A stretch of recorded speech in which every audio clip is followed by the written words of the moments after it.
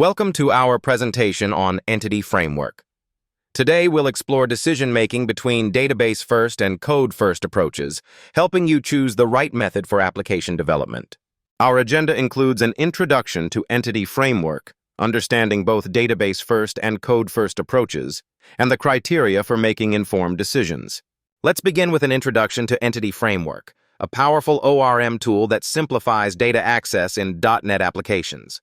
Entity Framework is an ORM that connects object-oriented programming languages with relational databases, simplifying data handling and automating data access. Key features of Entity Framework include change tracking, lazy loading, and link queries, boosting developer productivity and easing maintenance.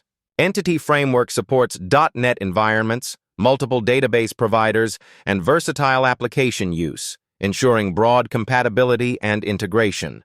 Now let's understand the database-first approach, where the database schema is designed first and code is generated from it. In database-first, the process starts with schema design, followed by automatic generation of model and context classes, enabling seamless database interaction. Advantages of database. First include suitability for legacy databases, ensuring schema synchronization and leveraging mature designs for reliable development. However, database-first has limitations like reduced flexibility, manual model updates, and maintenance overhead due to constant synchronization needs. Next, we explore the code-first approach, where developers define the data model through code, allowing for greater control and flexibility.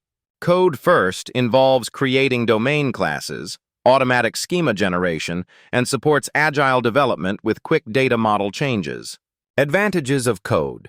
First include greater control over the data model, support for rapid prototyping, and seamless integration with development practices.